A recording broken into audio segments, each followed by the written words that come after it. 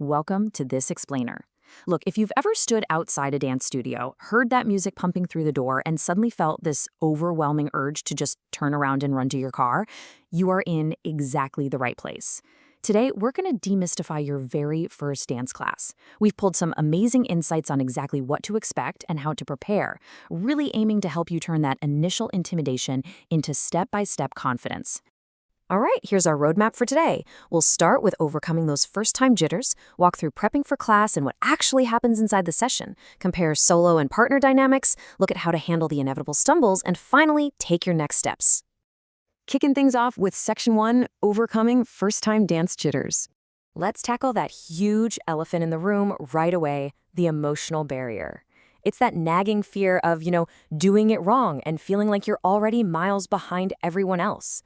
The source material makes this deeply encouraging point right out of the gate. Feeling self-conscious? That is a nearly universal experience for new dancers.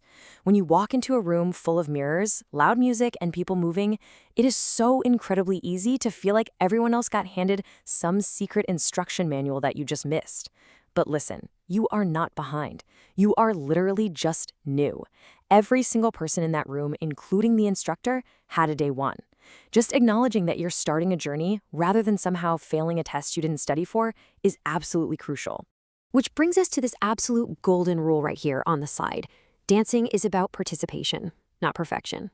Honestly, whether you're taking a formal studio class, hitting a social dance night, or just goofing off at a party, lock this mindset in. The goal of your first class isn't to look like a pro on a Broadway stage. The goal is just to be in the room, participate, and actually feel the music. Perfection is a total illusion anyway, but participation, that is 100% in your control. Moving right along to Section 2, Preparing for your class.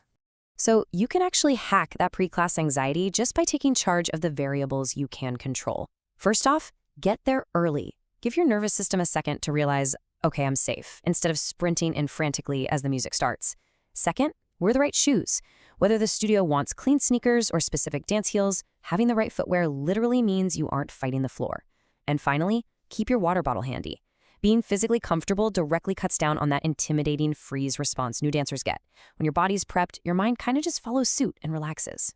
Next up, Section 3, Inside your first session. So what happens when the music actually starts? Honestly, the reality is way less scary than what your brain makes up. You aren't going to be thrown into some high-speed, crazy choreography. Instead, instructors are all about building your foundation. They're going to focus on your timing, your posture, and just simply following the beat. And they do this at a super comfortable tempo. They'll slow the music way down and give you a ton of chances to repeat short, simple patterns. It's like a giant puzzle, and they're just handing you the border pieces first. The whole point is accessibility, letting your muscle memory slowly wake up.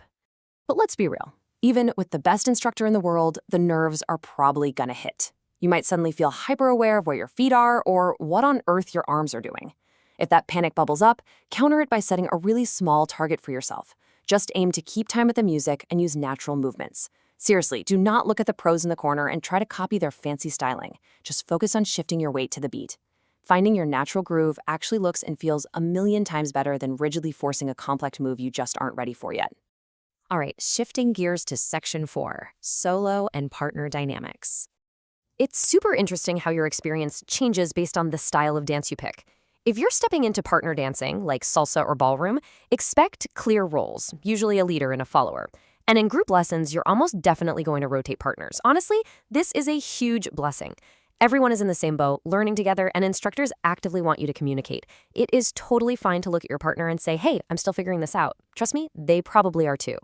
On the flip side, if you're dancing solo, all your energy can square directly on your own rhythm and coordination.